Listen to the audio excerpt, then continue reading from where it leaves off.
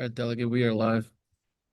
All right, thank you. And thank you to everyone for joining us. This is Housing and Real Property Subcommittee meeting for March 17th. Happy St. Patty's Day to everybody.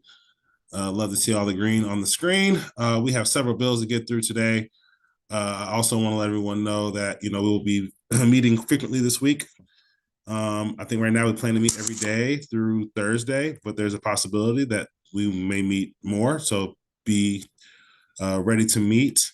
And just for clarification for the rules for how we do things here in the subcommittee, the members of the subcommittee, and of course, Madam Chair, who's also joining us, will be able to chime in and raise your hand and speak, but those who are, unless you are a bill sponsor, and then when we get to your bill, you're free to speak. But as far as advocates, lobbyists, others on the call, in order for you to speak, please wait until you are asked a clarifying question, or if the bill sponsor wants to confirm something with you, etc. So we just want to make sure that the way we run this more efficiently is make sure that those members of the committee are the ones speaking. With that said, we will get right into it. We'll start with House Bill 1252, Department of Housing and Community Development, Montgomery County Study, MC 1926. I believe this is a Montgomery County delegation bill. Bill, I'll let you describe what the bill does, but for confirmation, do we have the delegation letter on this one? Yes, Mr. Chair. We have the delegation letter for the bill and for the amendment, and it was unanimous. Great. Can you describe real quick what the bill does? Okay, thank you, Mr. Chair. The fiscal note for the bill states that general fund expenditures increased by $50,000 annually, beginning in FY 27 through 29, to hire a consultant to complete the study. As amended, this bill requires DHCD to conduct a study and make recommendations regarding housing availability and affordability in Montgomery County. The amendments require DHCD to confer with specified county departments for data analysis, and requires DHCD to provide these departments with an opportunity to submit a written response. Got it. Are there any questions on what does the amendment do exactly? It's the amendment is it's that requirement that DHCD confer with these departments in the county, such as the Department of Planning, and then they can also submit a response to the appendix to the DHCD findings for each of the reports that are submitted. Move the amendment. Is there a second? Second. All right, thank you. The amendment has been moved and seconded. All in favor say aye. Aye. All opposed say no. Amendment moves successfully. Is there a motion to move the bill as amended? Move the bill as amended, Mr. Chair. Is there a second? Second. All right, bill has been moved and seconded. Is there any discussion? Seeing none, we will take a vote. All in favor with the bill as HB 1252 as amended, raise your hand, say yes, so my staff can see and get the proper count. Looks like we are starting off on a good note. Wyvil, are you up on this one? Okay, yeah, okay. It looks like we got a starting off unanimously. All right, y'all. Let's get this streak going. Let's get the streak going. All right, 1252 passes favorably. House Bill 382. We held this bill previously. We briefly discussed it.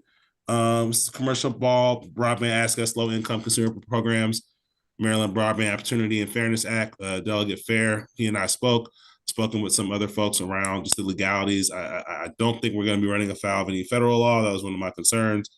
But I think the Madam Vice Chair has worked with the sponsor and others to get this bill in really good shape.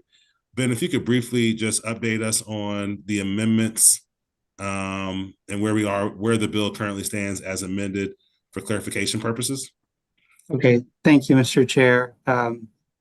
As amended, so there's no fiscal impact with this bill. As amended, House Bill 382 requires broadband service providers, internet providers, to annually report information about available low-income consumer programs to the Office of Statewide Broadband.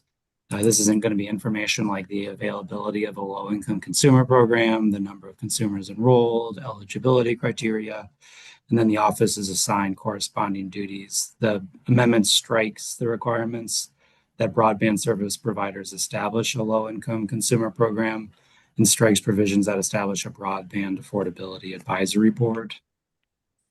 Okay. I think the report part was one of the issues. Great. So, thank you, council. Real quick, I see a hand up. Adams, are you asking the question on the bill or is that from earlier? Has this been, are we describing the bill with the amendment or just? Yeah.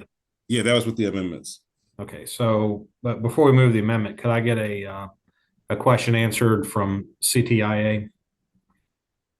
Yep. If someone from CTIA is on the whether it's the company itself or lobbyists for CTIA. Yeah, Mr. Crandall, if you want to unmute and answer it, Delegate Adams, go ahead with your question. all right, so I don't see him on the screen. Is he up? I'm here. He's here. Okay.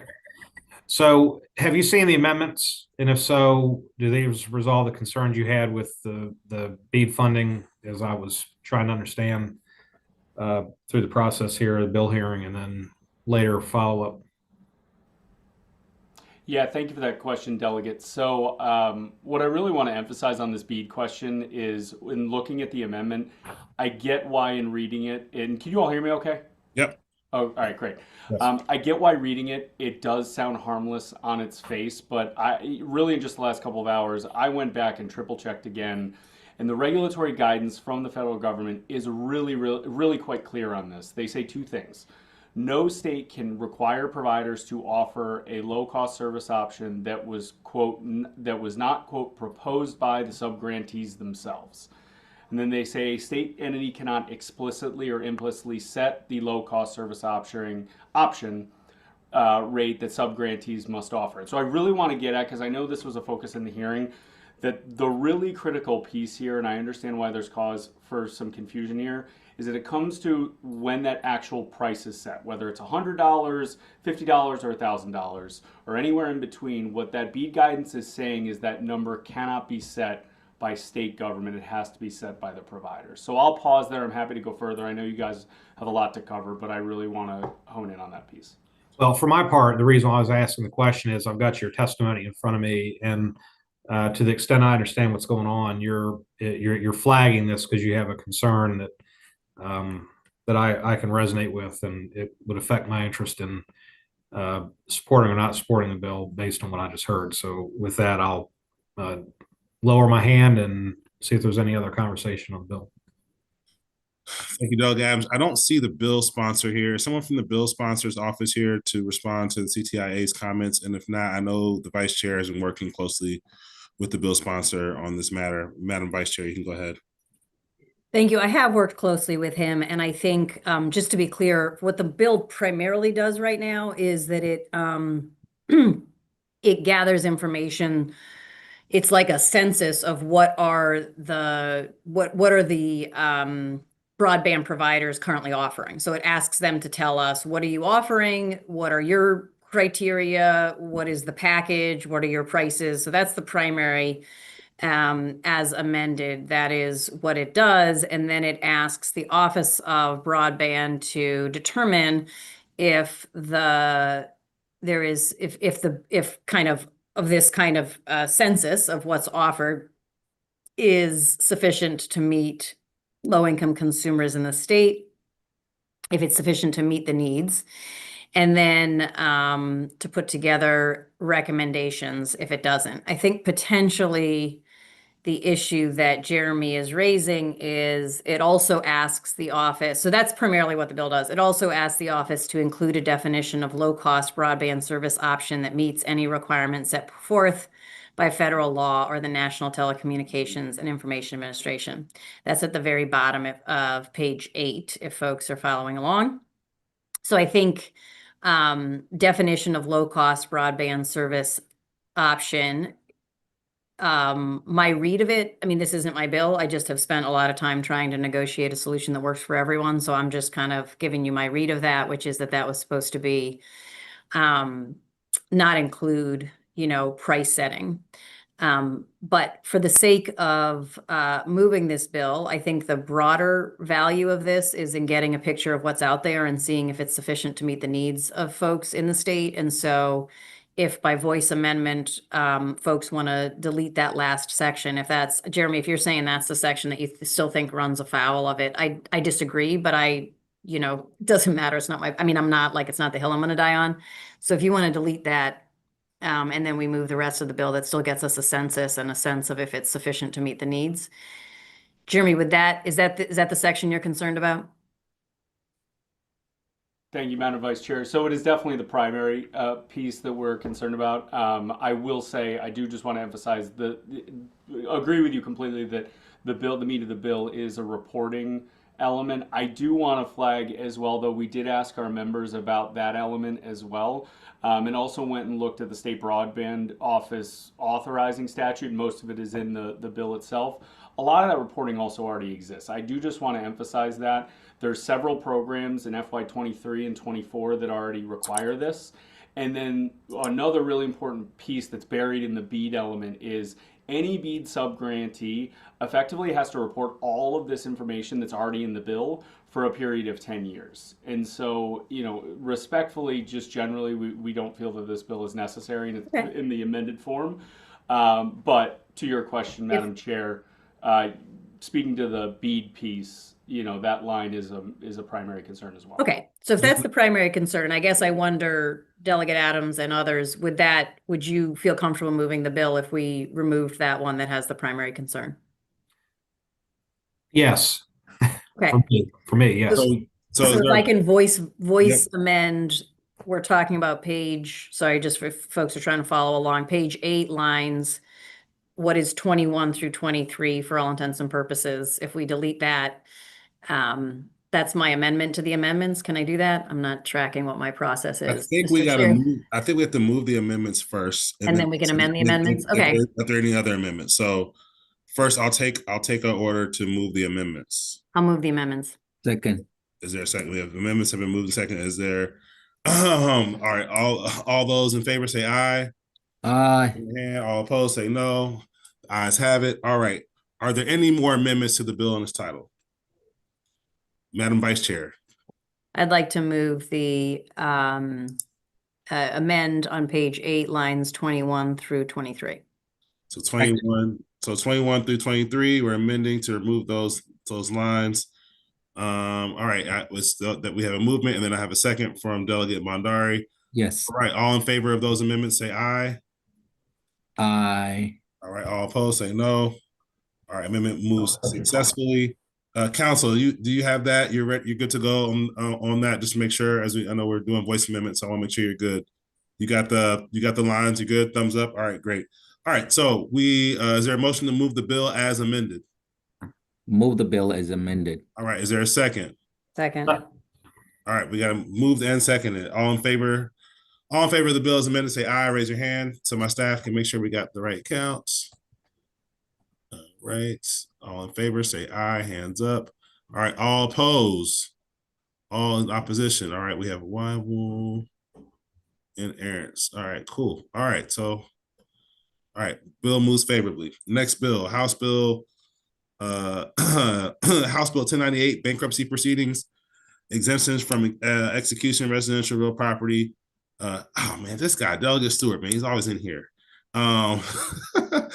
There's some amendments on this bill. Ben, if you can please update us on what the bill does and the amendments. Thank you, Mr. Chair. So as amended, House Bill 1098 creates a homestead exemption, allowing for the protection of home equity in bankruptcy and from judgment creditors outside of bankruptcy. Specifically, owner-occupied residential real property is exempt from judgment in the amount of $150,000 for an individual or $300,000 for an elderly individual who is a veteran or has a disability. So that's the bill as amended, Mr. Chair. All right, and do we have the bill sponsor on here? I'm here. There he is. I mean, like, would you ever not be here? Yeah, you can't. I'm pretty much for all your subcommittee meetings. I've just been hanging out in the background, even when my bill's not up. Just to watch how you guys work. I can't get enough. I love it. No, so just want to. I know there was several unfavorables and some favorables with amendments on this bill. I know that Mr. Stewart, you were really good at working with those on bills to get everybody happy as much as possible. Are the amendments satisfying those groups? I think the Bankers Association and the I think it was the Bankers Association who was opposed. Yeah, I'm not totally sure, Mr. Chair. You're right that I love to sing Kumbaya with the opponents of my bills and break bread with them. And Mr. Enton, in particular, is one of my closest friends on the planet. That may be a little bit of an exaggeration. And he and I did speak about this bill. He did not express too many concerns with it, even in its initial form, despite the fact that they went unfavorable. I actually offered to him that I'd be willing to lower the exemption thresholds and like meet him in the middle if he was uncomfortable with it. He did not get back to me, which is usually a sign that he doesn't really care. But I don't want to speak for him and say that he has removed his opposition, only to suggest that since the hearing, I haven't heard from anyone. And I reached out to the groups with the amendments, and I didn't really hear anything back. So I'm kind of taking the silence to suggest that that there's not a whole lot of opposition to this broadly, but I don't want to speak for the group specifically. I'll also, however, note that the cross-file, Senator Hinson, I believe, had some separate conversations with the opponents. It doesn't seem like they expressed many concerns to her either, and it looks like JPR is about to vote this out over there as well with these same amendments. Okay, great. Thank you. Delegate Adams. Mr. Chairman, and I would ask the sponsor, based on what you just said, would you be objectionable to us holding the bill so I can, at the minimum, try to get a handle on where the bankers are on it? And if there are amendments that you're amenable to, maybe this would be the opportunity. Yep. Mr. Chairman here has said that there's going to be multiple subcommittee meetings over the next few days. So yeah, no, there'll be multiple and I think as long as these requests are in good faith, and I assume good faith here, Delegate Adams, as you in this instance, you can assume good faith. Yep. So Delegate Stewart, you're good with that? Okay, so y'all's call. I'm totally fine with it. We'll pause this bill. I asked Delegate Adams you try and get back to us before our next meeting tomorrow with any amendments and talk to Bob Enton. Maybe he's hiding in a cave somewhere. I haven't seen him around this week either. It's kind of weird not seeing Bob around during crossover week. All right, so we'll hold. We're going to hold. Bob is here. He's been in my office all morning. Oh, okay. So okay, he's hanging out with you, fam. All right. And actually, Mr. Chair, if I don't know if this is out of line, I'm happy to hang on the call and just call Bob real fast and just make sure if like you can push me back. Yeah, like maybe, that's a fair idea. So we'll Chris could- hold House Bill 298 if you're able to get to the end of the calendar, if you're able to special get order to the end of the calendar and see if I can get Bob real fast. We'll hold till the end of the calendar. But Okay, all right, if you hold them, we'll move it to tomorrow and we'll hear from Bob directly. All right, House Bill 402.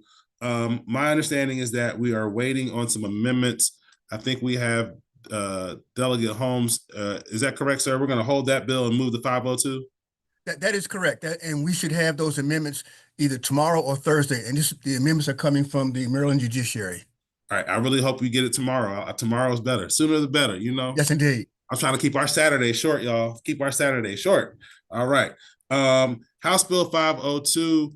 Council, can you refresh us? I think did we discuss this? Look, I got so many bills, y'all. I'll be forgetting. If I feel like we talked about 502. I guess it's just in the bill hearing.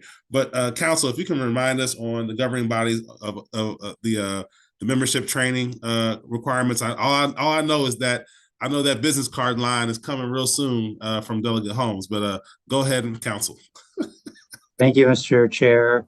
House Bill 502 has no state or local fiscal impact.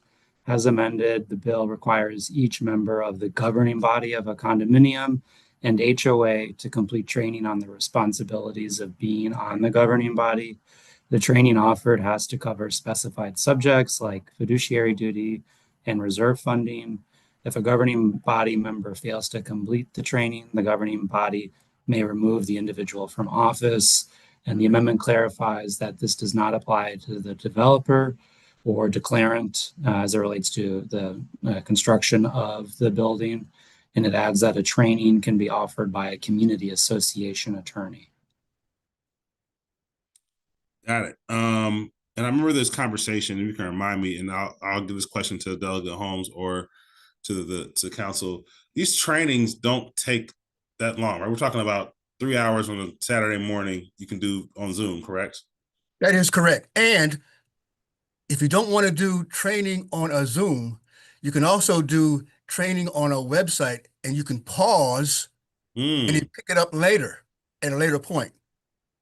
So it's not going to be a difficult thing as far as date, time, location, place. You can do it in person, you can do it via Zoom, or you can do it. It sounds like you can do it via streaming, right? So That exactly correct. Yes, it's Mr. like Chair. it's like how you want to watch a movie. You want to go to the theater? Do you want to? You got all the options. All right. Thank you, Delegate Holmes. I'll turn it over to Delegate Aaron. You got a question? Yeah, does there in the bill, is there anything about the HOA size limitations? No, How sir. many? So it's going to be for a small community HOA also? That is correct. You don't see a problem with that in a community of 20 homes? I Trying do to not. get people to serve is difficult in a small, let me finish real quick, Marvin, I'm sorry. But when you have a small HOA that has a very, very little dimension, we went through this with some other bills. When you have a small HOA that just has common ground to maintain or something like that, where they're getting a minimal amount of money, you're going to put the impetus on these people that probably don't even want to be on an HOA, but they moved into it. That's correct. There's no size limit on it because I'm going to use the example that you gave to me. Good. If that small HOA has common area, then the small HOA needs to understand how to put monies in the reserve on that common area and what the risk factor is for that common area. And they also need to understand how to maintain that common area for the benefit of the small community. And in the bill, it says that if the board of directors or a common area or the board of directors or the unit owners boards don't take the training, then the board of directors may remove them from office. Not shall, may. And one of the other last thing, Mr. Chair, I have found in my overall years of experience that when you have training, you have more people joining the board than the other way around. That's why you saw the two genies in the committee come in favor of the bill after they've been opposed to it for many, many years. They've seen the value of the training. And I'll stop there, Mr. Chair. If they don't follow this procedure, what if the HOA does not get training? What's the penalty? What if they just don't want to do it? They don't do it. What's the penalty? There's no penalty in it. I'm going to yield to Ben on this. There's no penalty in the provision if they don't. I'm going to yield to Ben just to clarify that. Ben? Yeah. Okay. Council. That's right, Chair Ampry. As the provision says, if a member does not successfully complete the training, the board may remove the individual. There was a prior penalty provision there that related to invalidating their vote, which was mentioned. But I don't know, you could say something like an argument that they have this duty here to receive training, and then that could be the basis for any other type of like civil action or support for them not adhering to their duty that is required by law. So if they do the reserve study and they don't go take the training, they're fine. Assuming there's no other issues, yeah. Okay, thank you. Delegate Adams. Okay, and I'll try to be fast. I mean, the questions I have sort of follow in line with Delegate Aaron's. In the bill, page 13, it says that the governing body shall, not may, but shall certify that each member successfully completes the training, and that the training apparently has to happen every 3 years. So what happens if the governing body is a shall do this but doesn't do this? What happens then? And let me ask the follow up to that because I think it matters. I'm very familiar with what we call director's insurance, which is the insurance for action or inaction of a body. And so, are we triggering some event where, by this law passing and a mistake like this is made, and some egregious mistake is made for which there is liability? Are we worried that the insurance, the director's insurance that I'm referring to, that somehow or another the insurance would be invalid because of, not complying with state or federal law? I'm going to make a statement and then I'm going to yield to Ben to follow up. Okay. Current law, if someone on the board of directors makes a mistake, there are provisions that that someone in that organization can still file a state lawsuit at the Attorney General's office because of the things that took place. That's current law. That's current law. So I didn't change that at all. So I'm going to yield to Ben for your first question. Okay.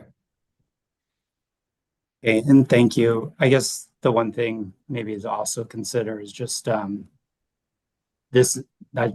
policy is trying to have some base amount of training for these members to avoid some issues that are going on at respective condominiums and HOAs. So, Well, training that's not, this is compulsory training once the bill passes. And there is a certification. I'm not even sure what we mean by a certification. So a certification implies that there's some version of a pass or fail test, and that the person that took the training passed a test and is then certified by whatever organization it is that they took the training by. So aside from those issues, I'm merely raising the point is if we are requiring this under the bill, I'm not disputing whether or not the training does or doesn't make sense. What I'm concerned about is that many of the HOAs in our state either will do a thing which is not comply with the law because they don't know any better, or they'll do their best to comply with the law, and knowing that every 3 years they've got to recertify under the bill, that somehow or another this gets forgotten in a couple of years, and then that then follows the other concerns. So that's where and this is the reason why this matters, and it tags on with what Della Barnes was saying, is we were saying, well, where's the penalty? Well, the penalty from my perspective is you're requiring a certification, which is really where then saying, well, if they're not certified but yet they're still serving, is that not violating what I mean? I understand director's insurance, and I understand the responsibilities under any insurance policy, and you usually have to comply with state or federal law. So it could be discrimination, but in this case, we're passing a state law that you have to be trained. So I'm going to stop there because I'm flagging the issue. It's not necessarily to say I will or not vote for the bill. I'm saying that this appears to be a concern that I would have if I were to serve on a board and knowing what I know about director's insurance. So I'll stop there.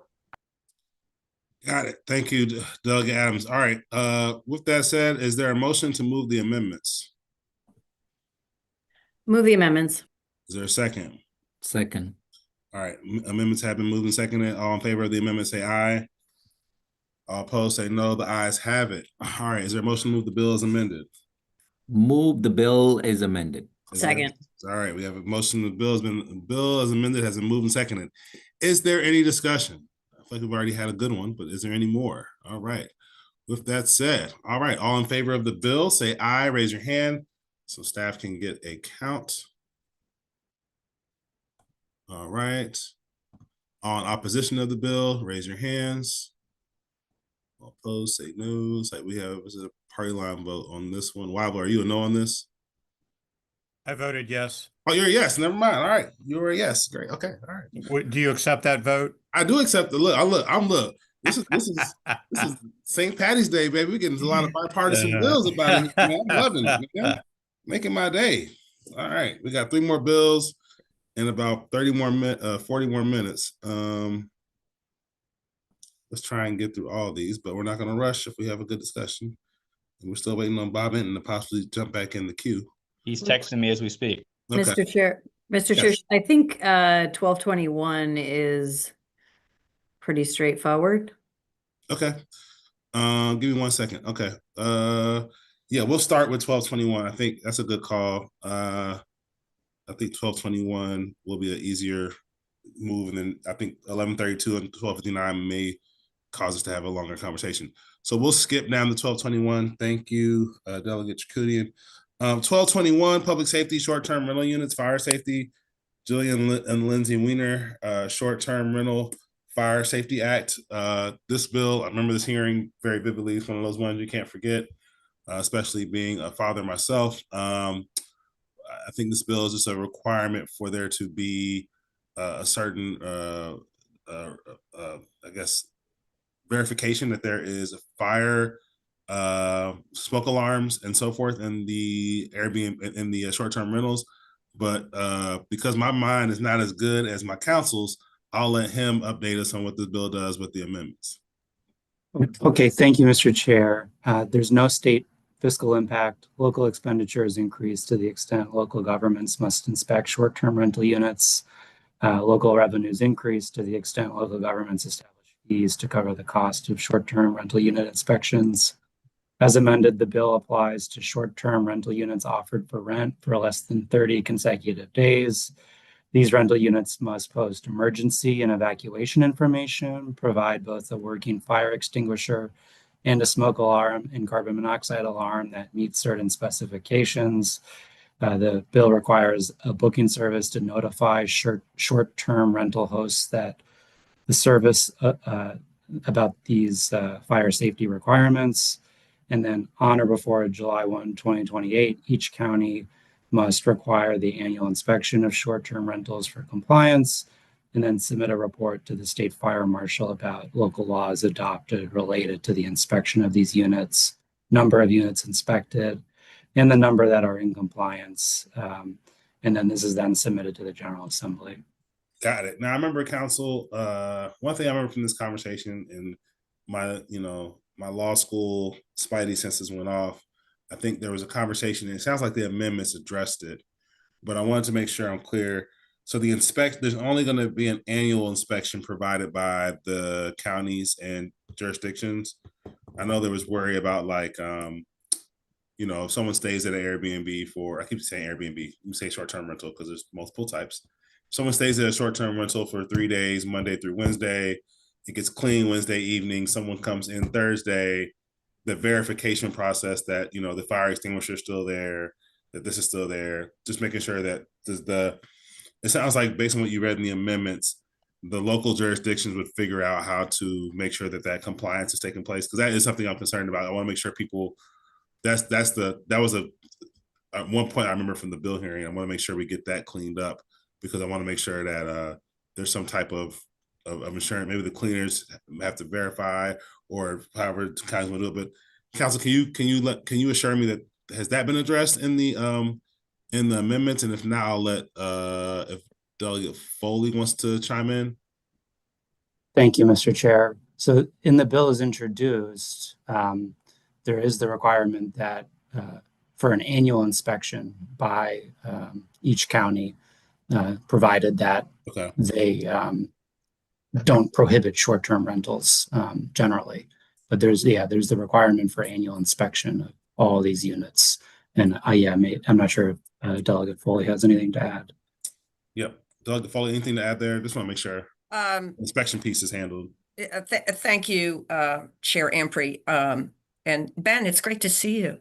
It does require annual inspections. And I think, our feeling and our research with the fire marshal who's on this call is that that's pretty much how these things go. Like with hotels, they don't check it every time. They have an annual inspection, and then or maybe even, I don't know what the frequency is for hotels, but they have a regular inspection, and then that certifies it. I think the fact that the law says that they're required to have this is some assurance that they need to be maintained, because the bill is specific about that they have to be working smoke detectors. They can't just be, smoke detectors that don't work. Got it. No, okay. No, I appreciate that. I just want to make sure that's been considered in conversation. I remember that was a talking point for the hearing, and but we'll go through the line of questions. I think Delegate Bondari, your hand was up first. Yeah, thank you. It's a very good bill. It meet basic fire safety standard, safety for guests. I would love to move the amendment. Okay, let me because the hands were up before the motion to move the amendment, let me get these other hands out the way, and we'll hold that motion for a second, okay? Delegate Weibel. Thank you, Mr. Chairman. So my question is on the requirement for annual inspections, that's to be done by the local regulatory authority, whether it's a county or city or what? That's my understanding, but I'll turn it over to the, So, and then the follow-up to that is MACO or MML weighed in on this? How much does that cost to those jurisdictions?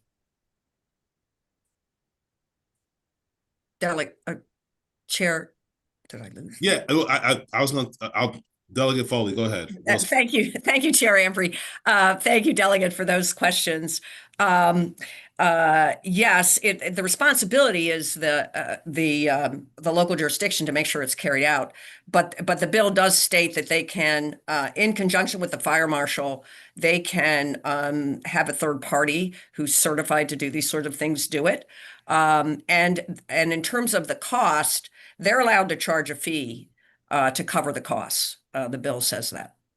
And your question about MACO and MML, MML did not weigh in on the bill, but MACO is very much in favor of the bill.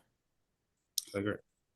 All right. I think Ocean City just implemented inspections of short-term rentals, but I don't believe it's annual. Is there any exemption for jurisdictions that already have a plan in place to do inspections?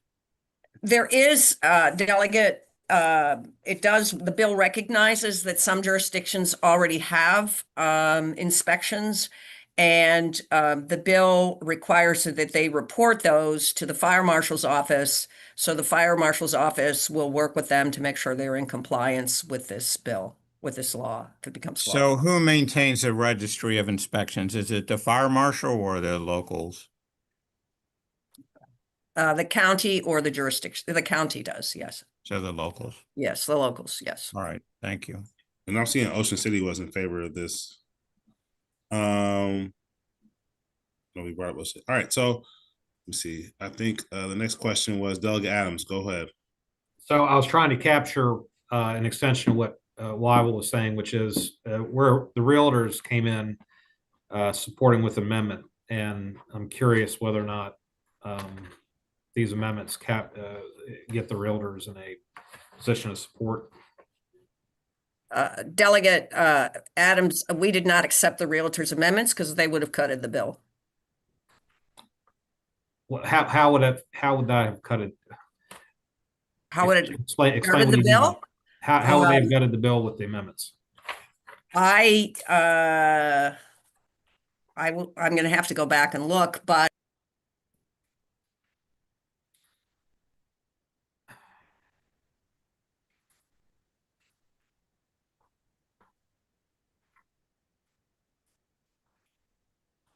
oh, I'm sorry. Hold on one second. I'm getting their testimony. Sorry. But yeah, but that's where this question came up about inspecting it every time. So they did not want to define all exits. They said it's counterproductive to provide a list of emergency numbers. They said it defines it says working fire extinguisher. They had some problems with that, and they say it may unintentionally delay an evacuation if individuals attempt to control a fire rather than exit. They objected to interconnected smoke alarms, even though that's a pretty usual thing. They said it could escalate operational costs and create substantial compliance burdens. Delegate, Operators. can I stop you there? The bill. Can I stop you there? I was asking whether or not the bill is amended, received the realtor support. I think you've answered. But actually, I appreciate it is not. Okay. Yeah.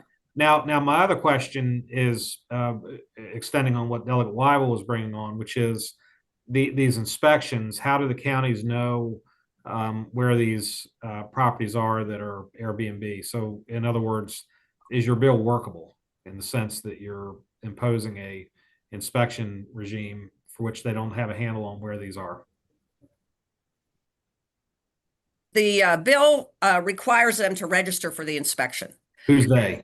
The short-term rentals. And because the booking services have to indicate whether or not they also indicate whether or not they've registered. That's another way for them to track where the short-term rentals are. Where are they registering? Registering with the county. So you're saying that under the bill, the county has to create a license or a registry? You mean like a landlord license, sort of a? No, just for fire inspection. That's it. Okay. Is there any current testing or inspection regime that mimics this in county governments? And the reason why I'm asking is this feels a little bit unique in the sense that you're asking counties to set up or local governments set up this inspection regime. One, they don't know where these are. Two, you're implying that all these different entities are going to be good actors and they're going to show up at the county government offices and say, here are my property, here are my addresses, and off we go. And I think that the question goes to mandate, meaning that we're mandating these governments create this inspection regime. I'm only getting to the part where I'm trying to figure out how you make the bill workable in that sense. So that's my question.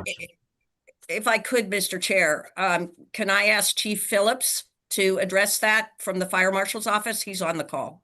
Yeah, Chief Phillips, if you're here, we'd love to hear you on this as quickly as possible. Yes, sir. I am here. To answer your question, Delegate, I believe what you're asking is how is the county going to know that they've got a complete list so they can inspect everything? The bill itself requires the booking agents to have in hand a certificate from the county or the local government that these properties have been inspected and they do meet the criteria before they can actually offer them for rent. That would be the best way this would work. They can't offer something for rent that doesn't meet the criteria. So in other words, and good to see you, sir. Good to see you, sir. So what you're saying is if there is no booking agent, I'm not sure. I don't do Airbnb, so I don't know exactly how this works. So we got to use Airbnb because it's the only thing I can remotely connect with. If they are using that, then they are complying because you're saying that the Airbnb would then refer their list to the local governments. No, the Airbnb, using your term here. Yes, sir. The platform being used to rent the place is required by this law to only make available places that they have the certificates of operation from the local governments. Okay, so let me just close the book on this. If MACO and different local governments are able to connect with that registry, then it sounds like to me that you've got a regime that doesn't impose a mandate on local governments to figure out where these are. Is that your understanding? The mandate to the local government is they have to create this database of what's in their area. How do they find them? It doesn't define that, sir. No, sir. But it does say that anybody that's going to offer the place for rent or short-term rent has got to have in hand, before they can rent this place out, they've got to have a certificate from the local government saying that it's able to be rented out. It's been through an inspection and it's up to the criteria it's supposed to be. The local government, it doesn't say in here how it would create its database. And I guess it would be an honor system in one respect, that once you have a place that you want to rent out and you can't rent it out without the rental platform having the information, that you will go register and get inspected like you're supposed to. All right. Mr. Phillips, I'm gonna back away. I know I see a lot of hands up and I don't want to take all the time with what limited time we have. So thanks for the answers. Yes, sir. All right, Delegate Wobble, hope it's quick. We run this short on time. Yes, sir. Hopefully, if I could ask Chief Phillips a question. So I'm looking at the letter from the Fire EMS Coalition, and it says that they support the bill with amendments, don't offer an amendment in the body of the letter, and then close with urges a favorable report. So the question is, did Fire and EMS have an amendment, or are they okay with the bill as it was filed? the Fire EMS Coalition, when we met, it was early on. We were fully in favor of this bill. The amendments that we were asking for have been addressed. Yes, sir. And we are in favor of the bill as it's presently drafted. All It right, had to do thank with the you. it had mainly to do with the CO detector or alarms. All right, thank you. All right, sorry, y'all. Delegate Charkoudian. Thank you, Mr. Chair. I just want to walk through, I think it's really super simple. In order for you to put your house up on Airbnb, you have to comply with a bunch of things. And so what would happen is you have to now be able to share with them information that you've been certified, inspected by your county. So the county doesn't have to do anything except wait for the phone to ring. The phone rings, I call, I say, I need you to come inspect my CO2 monitors and my smoke detectors. They come, they inspect it, they take money from me to cover the cost of it. They give me my inspection, and then I put it into Airbnb, and Airbnb lets me rent. So there's no additional work on the part of the county. Whatever the cost of the inspection is taken care of with whatever they choose to charge, and nobody has to create any extra databases because Airbnb is running the primary database that people are putting themselves up onto. So I just wanted to run through my understanding of it. It's my understanding of why MACO was in favor of the bill, why they didn't add any extra costs, and why all of it can be done within the context of systems that are already in place. So I hope we can move the bill as amended as soon as these other two hands. Mr. Chairman, can I address what Delegate Charkoudian just said? Really quickly, sir. Very quickly. There is an onus on the local. They've got to create a record of and a database of these short-term rentals in their areas, and each year they have to send a report to the fire marshal's office saying how many they have listed and how many have passed the annual inspections. So they do have to create a database that they got to keep a record on. Got it. All right, Delegate Bondari, I'm gonna let Aaron's go first because you already had about. Go ahead, Aaron's, real quick. Just for the fire marshal, when it says something about interconnected smoke alarms, is that something you agreed to? Now, is that to the fire marshal or to myself, sir? Fire marshal, or you? You're the chief. Okay. Phillips, Phillips. Okay. This is something that was discussed, and we ran into some issues here, and so then we had to refer back to other codes. The fact of the matter is there is no battery operated interconnected alarm system at this time. Correct. But we're mandating that in this bill. Is that right? Is that right? Maybe for the maker of the bill. But I think that's being changed to say that it has to comply with NFPA 72 latest edition. Is that correct? Bill sponsor, go ahead. Yes. Delegate Aarons, you are correct that it does say they have to be connected. But our understanding is that they all are, that's a regular. Can I update you on something? And when I sell a home, if that home is older, it's not required. I think there was a date that was set that it didn't have to be because you cannot, it's difficult to go in and actually do that in a home retrofit. It's very difficult, and you're requiring that in this bill, I think. No, we're not requiring that they be wired. We're requiring that they be connected, but my understanding is that the battery operated smoke detectors now do that. So for understanding, what I understand this to mean is, and I've noticed from my own experiences with me making things smoke up in my kitchen, if they're connected, that means that if the smoke alarm's going off in the kitchen, the smoke detectors that you can get ones that are battery operated, it would communicate to the one in my bedroom to know that the smoke is in the kitchen. So it doesn't mean they're connected. They just have to be able to connect. And correct me if I'm wrong. Okay, battery operated, 9-volt battery operated. One company made a group that fit into that general area. It was only 3 detectors. The state of Maryland, we cannot sell 9-volt battery smoke alarms anymore. That was outlawed several years ago, sir. We only have a 10-year sealed battery. No manufacturer, as of today, manufactures a wireless interconnected smoke alarm system. We just checked on this. It hasn't been 7 days ago. We followed up on this. The language and the sponsor can speak to this a little further.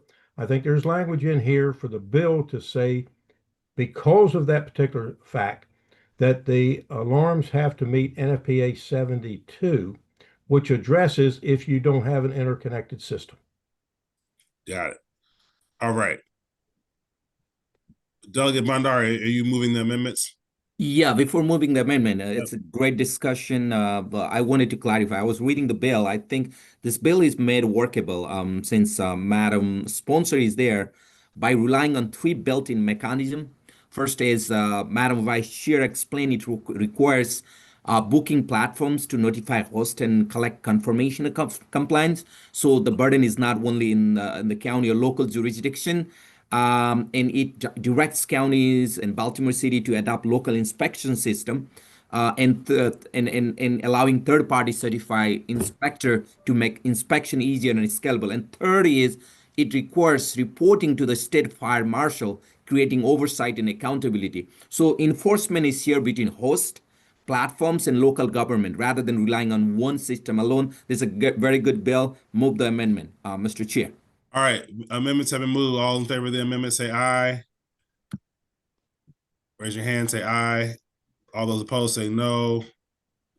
Ayes have it. Is there a motion to move the bill as amended?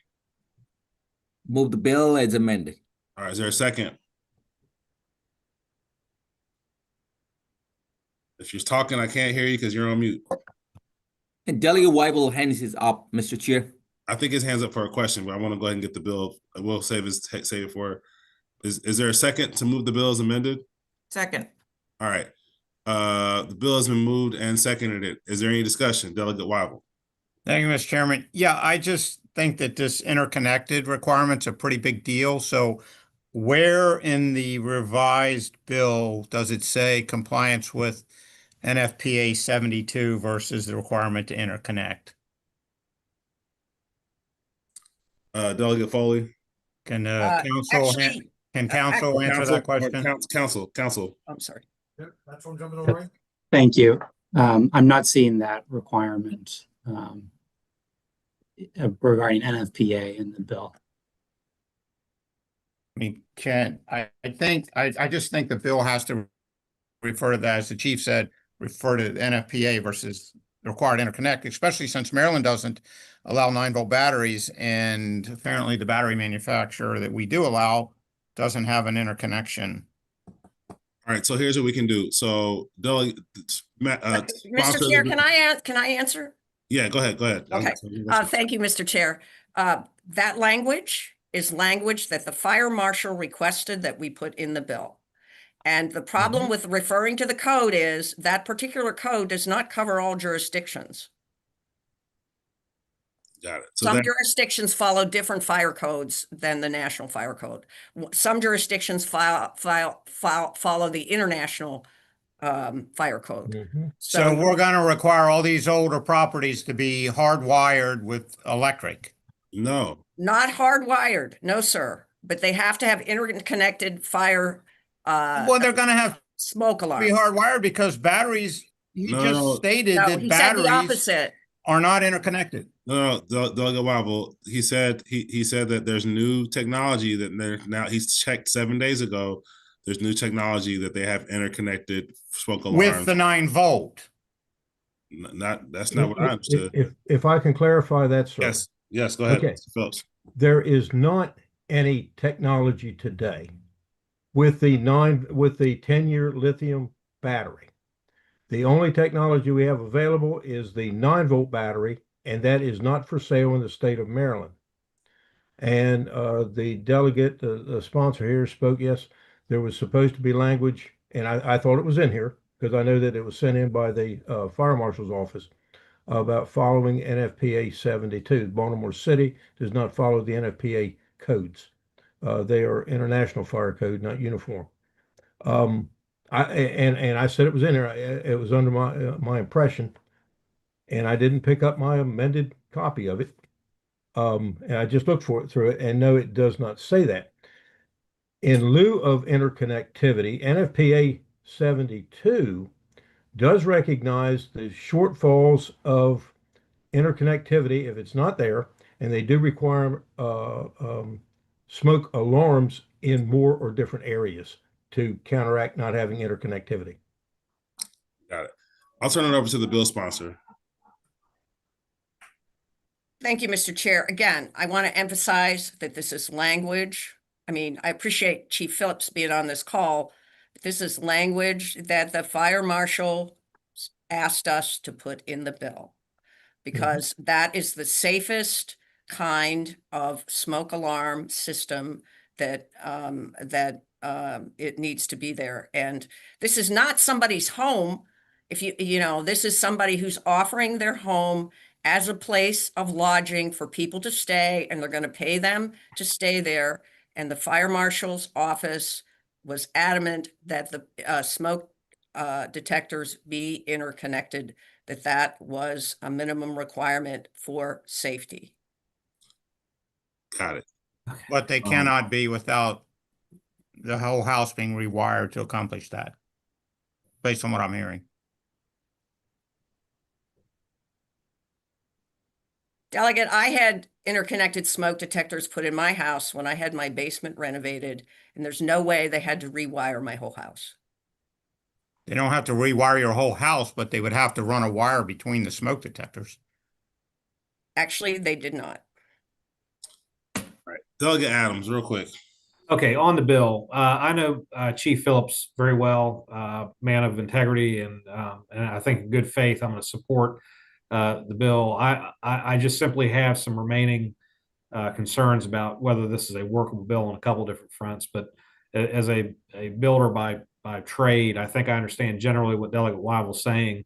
Modern construction, to have a interconnected system where the smoke detector on the first floor alerts the 3 or 4 bedrooms on the second floor.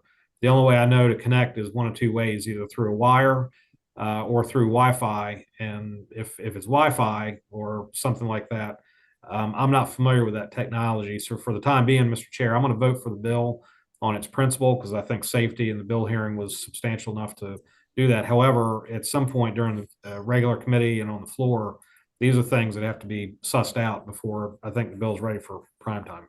Yep, I don't want to hold the bill up for over one sentence. So what we're going to do is we're going to vote the bill out, and then if there's amendments or we can add language to make sure that we're not being too onerous on things like historic properties, we can figure that out. But I'm not going to hold the bill up in crossover week over in one sentence. So we're going to vote the bill out, and then if you have amendments, get them ready for our voting sessions. So with that said, we have a motion on the floor for the bill to move as amended. All in favor of the bill as amended, please say aye. Raise your hand. All right. Please raise your hand, say aye if you're voting yes on this bill. All those in opposition, raise your hand or say no. No. Are you a no? Hold up. Huh? Are you a no, Harry? No, I support the bill. Okay, you literally said no, though. Sorry. I'm sorry. Okay. All right. Bill moves favorably. Looks like I want to be on the record as abstaining. I understand the importance of the bill, but I don't think it's ready for prime time. Got it. All right. I agree. Got it. So Aronson and Wobble abstaining. All right. We still are on a bipartisan streak, folks. And guess what? We have breaking news. We might be on another bipartisan streak here. We're going to run it back to House Bill 1098. We had the bill. It was ready. I think we had a motion to move to. We had a motion on the floor. We accepted the amendments. We now at 1098. We have breaking news. Delegate Stewart, would you like to go ahead and offer your breaking news? I'd love to, Mr. Chair. First, I appreciate the committee's allowing me to special order my bill or till the end of the calendar. We have late breaking news. Bob Enton and I have reached a deal, as we so often do. It took us only minutes. And I have if the committee will allow, I have a speaking sponsor amendment that's very, very simple that I know Ben and his wizardry will have no problem figuring out in the middle of the subcommittee. It's also really, really simple to understand. And with this amendment, all opposition falls off the bill, and I hope we can all sing Kumbaya and hold hands. And that amendment is as follows. Right now, the bill came in increasing the homestead exemption from around $30,000 to $150,000 for everyone and to $300,000 for veterans and disabled seniors. with the amendment that I am sponsoring and that Bob Enton has signed off on, we are going to lower that to $75,000. So the exemption will go from 30-ish to $75,000 for everyone. And with that, we have unanimous consent, at least among the advocacy community, on the bill. All right, so it looks like we have a voice amendment to change the bill to the threshold now being 75,000. Council, did you understand those voice amendments that were added? Thank you, Mr. Chair. Is it, was there a provision in the bill that that's referring to? I see the 300,000. Yep. So we strike 150,000, 150K, and we strike 300K, and both of those numbers become 75K.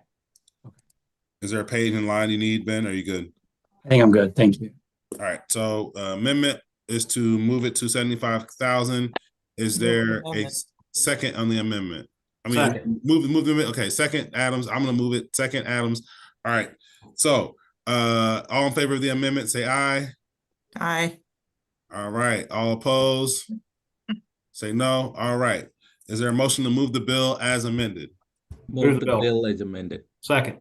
All in favor, say aye. Hands up.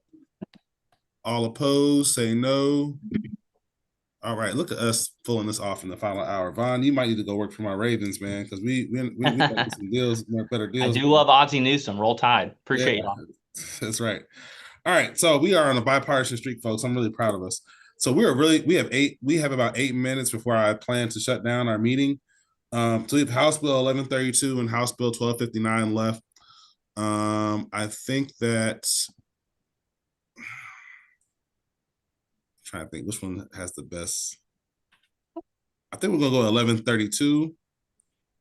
We'll start with House Bill 1132. Ben, if you can quickly give us an update on what this bill is and the amendments real quick. We might not get through it all, folks, but we'll at least be able to have discussed it, and we can throw it on the top of our next list. Okay, thank you, Mr. Chair. As amended, House Bill 1132 alters the deadline within which specified information required for the resale of a unit in a condominium and a homeowners association must be provided to the purchaser. The amendment aligns this as 15 days for both HOAs and condos. There was testimony about this because home buyers look at buying both condos and HOAs. The resale contract must include a notice of whether there's been a change in mandatory fees or payments. And then the bill alters the fees that a condominium may impose for a resale certificate to $100. It was formerly $250. And then HOA resale information to $100, which was also formerly $250. And then the bill establishes that a condominium and HOA may charge fees only for the inspection, $50 for the delivery of the resale certificate / disclosure information as applicable to a condo or HOA, and then $50 for a financial update that is ordered by a settlement agent. Okay, great. Thank you. Does the bill sponsor want to add any more information on this bill? Thank you, Mr. Chair. So the only thing in the interest of time, Delegate Aaron's had a request, and that is also an amendment changing this. I guess it was 7 days back to 5, which I was good with, and we requested, and I'm sure he could comment on that. All right, so we can maybe make that a voice amendment. Sorry, y'all, my battery's about to die. Mr. Chairman, I believe it's in there. Oh, it's in there. Oh, it's in there. It's in I there. believe so. I So believe we're so. good. You're good. You're good, Steve. Yes, sir. All right. Is there a motion? Motion on the amendments. Make a motion. Second. All right, Bill. All those in favor of the amendment say aye. Aye. All opposed say no. The ayes have it. Motion to move the bill as amended. Move the bill. Is there a second? Second. All right. All in favor of the bill as amended, say aye. Aye, hands up, hands up. It looks like we got a unanimous on this one. And all those in opposition say no. All right, look, we are on look, this is my partisan streak, y'all. Washington need to watch us. I'm trying to tell y'all, Washington needs to watch us. We got voice amendments. We're making things work. All right, we only have 5 minutes left, so we can start on 1259. Ben, can you give us a quick summary and the amendment updates, and then we will do our best to discuss. I think this bill we definitely probably can't move in 5 minutes, but I want to make sure that we get a little bit of flavor of what it is. Go ahead, Ben. Thank you, Mr. Chair. House Bill 1259, zoning authorities, operation of family child care homes, prohibitions and requirements. As amended, the bill, local jurisdictions may not restrict the operation of a licensed family and large family child care home and must explicitly permit them as a residential activity within local zoning laws. And the amendment changes the effective date from October 1st to June 1st, 2026. Right. Is there a motion to at least move the amendment so we can then discuss? Move the amendments. Is there a second? Second. All right. All those in favor of the amendment say aye. All opposed say no. Ayes have it. All right. Is there a motion to, is there a motion to move the bill as amended? Move the bill as amended. All right, Second. second. All right. Bill has been moved and seconded it. Is there any discussion on the bill? Sure. Delegate Adams. So with the bill as amended, I'm quickly trying to read MML's testimony, but I'm assuming that their concerns are going to be we're taking away local decision-making and autonomy when it comes to zoning, or is that not the case? So do the amendments fix MML's opposition? Is the bill sponsor here? Excuse me, Mr. Chair. Yep, go for it. Can you give some color on what's going on with MML and the bill? Well, the amendment is simply to change the effective date. The amendment is not to address MML's testimony. I will say the chamber is favorable on this bill, as is MSDE, and it makes no changes to the safety requirements proposed by MSDE. Okay. Yeah, it looks like the conversation is just, it's the normal zoning, state coming in a little bit on the zoning, which I think childcare being a major need. It's one of those things where I think that exception should be made, but Adams, I'll let you offer any other commentary you have. Well, the commentary I have is, unlike the bill that related to rentals with, daycares where there's some limitations on 8 or 12. I mean, I think we're talking about, larger childcare. Now, tell me if you disagree on that point, but if it's larger childcare, you're going to have parking concerns, perhaps traffic, but I'm trying to get questions answered. I know we're trying to move and get this bill through, but look, I'm not going to rush this bill, but if I remember correctly, and correct me if I'm wrong, counsel, on this bill, and I'll let the bill sponsors office speak, but on this bill, this is for the family child care homes. This is not that we're going to allow, a new, 120 kid unit next door to a house. This is, you can't put in zoning laws to stop a person who has a neighborhood home family care center that has those limited numbers that MSDE approves. Again, there has to be a certain amount of square, the square footage of a home and the square footage of the yard is calculated in how many kids they can have. So there's not going to be, a 3-bedroom house is not going to become a 40 unit, childcare center. It can probably only take up to probably 8 or 12 just on square footage.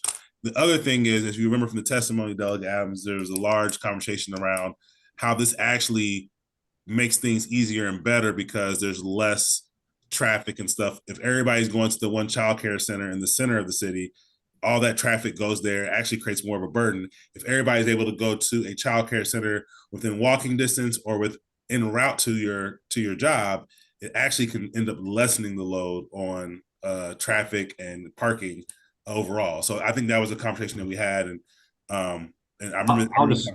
I'll just close by responding that under MML's testimony, assuming we're not resolving it, doesn't sound like we are, that they can, by special exception, review those sort of concerns, but they're literally saying that by uniform state standard, you're removing any ability for the negotiation that I assume happens during special exceptions, meaning that there may be some obligations or requirements put on the daycare provider. Currently, under this bill, you remove any of that negotiation that happens during special exception. So with that, I'll sort of go on mute.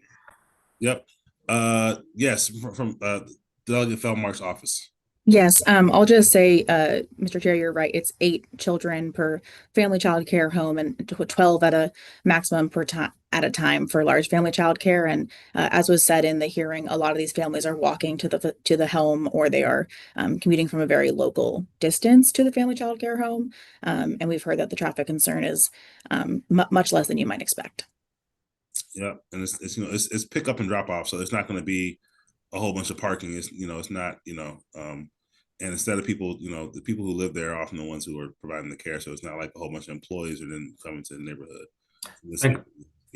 Think of one of these Annapolis streets with 8 or 10 cars at 8 o'clock in the morning showing up. They're taking their kids out. They're walking them to the front door and walking back. I would.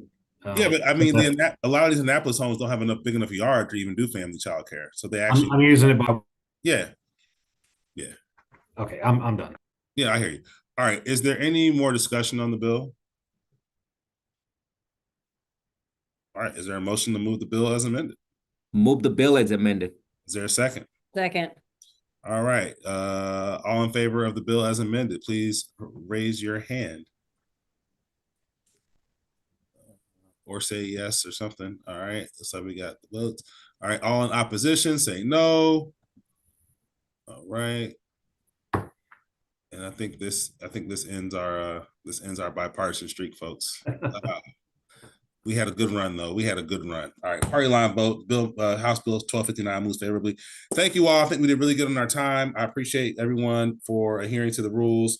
And again, coming up with solutions. I think we had thoughtful discussions on how we can make the bills better or how we can change things up. And again, if there's anything that you want to change before we get to our committee vote, I know there's some minor tweaks that might need to be made. Please get that amendment in quick or talk to Ben about the amendment. With that said, is there a motion to adjourn?